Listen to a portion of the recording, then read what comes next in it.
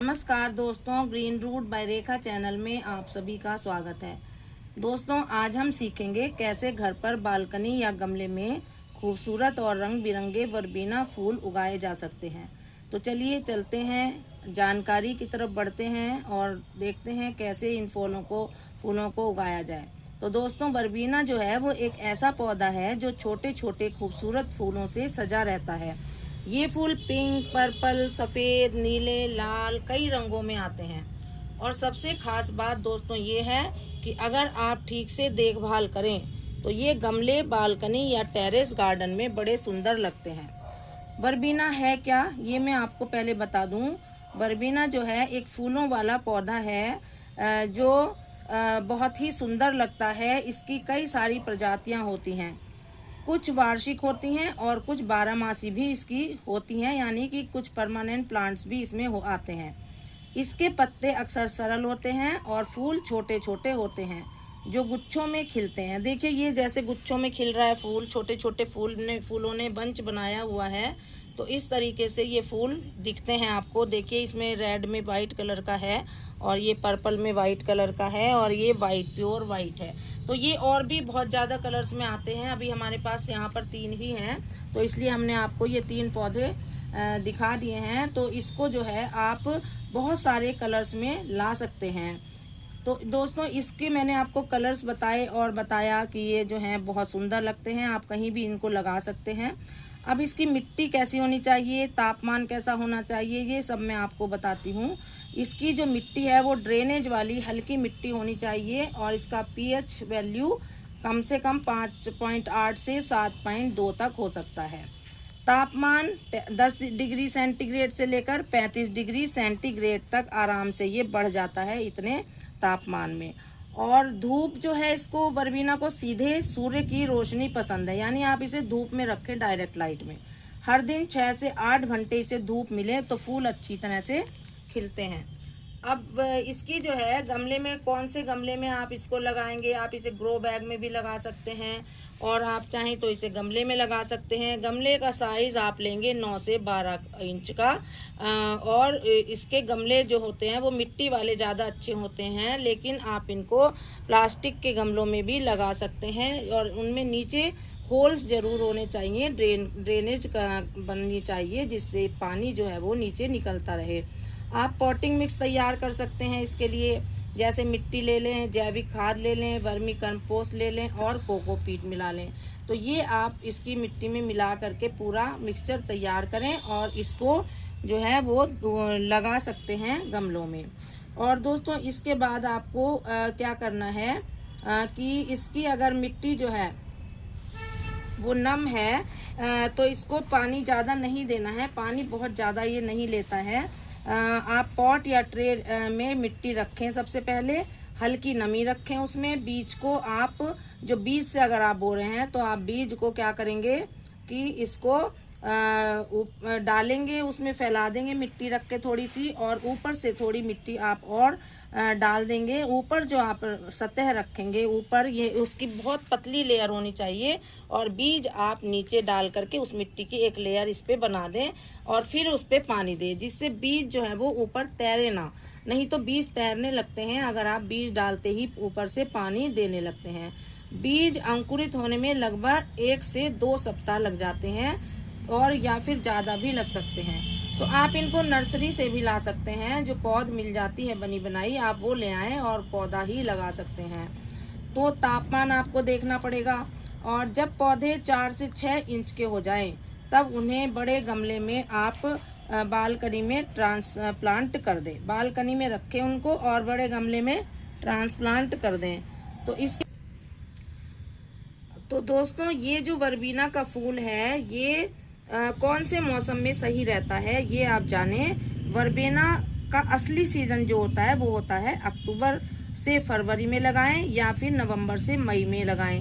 नवंबर से मई तक लगातार फूल इसमें मिलेंगे और अक्टूबर से फरवरी तक इसमें फूल मिलेंगे। तो इनमें से आप किसी भी मौसम में इसको लगा सकते हैं।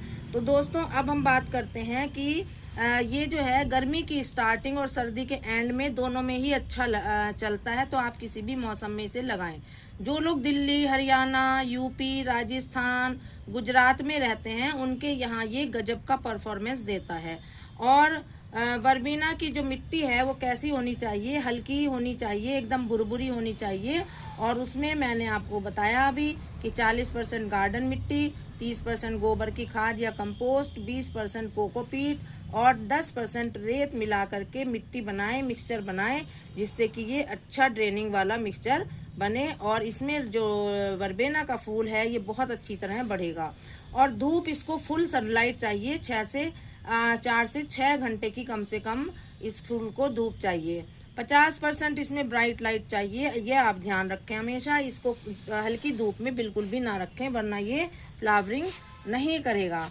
और अगर बहुत ज़्यादा जलती हुई धूप आप देख रहे हैं हो रही है, तो आप इसे थोड़ा सा हल्की सी शेड में आप रख दें इसको। वर्बीना को वेट फीट बिल्कुल पसंद नहीं है, मतलब ये हुआ कि ज़्यादा पानी अगर आप डाल देंगे तो जड़ें इसकी गल जाएंगी और फूल कम हो जाएंगे। तो इसलिए हमेशा ध्यान रखें आप कि सूखी मिट्टी दिखे तभी इसमें पानी डालें। हफ्ते में आप 2-3 बार पानी डाल सकते हैं।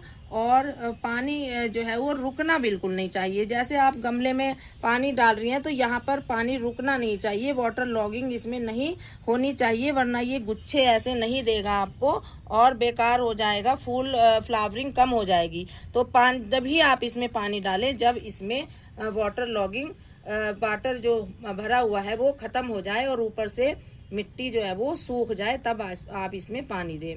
अब बात करते हैं फूल बढ़ाने की। सबसे ज़रूरी चीज़ उसके लिए खाद है। खाद से इसकी फूल जो है खूब गुच्छों में आएंगे और खूब भर भर के आएंगे। तो उसके लिए आप 3 चीज़ों का इस्तेमाल कर सकते हैं। जैसे लिक्विड कंपोस्ट हो गया, हर 10 दिन में दें। मस्टर्ड केक वाटर यानी सरसों खली जो होती है, जो सरसों का तेल निकलता है, उसका जो रफेज होता है उसको आप हर 15 दिन में डाल सकते हैं।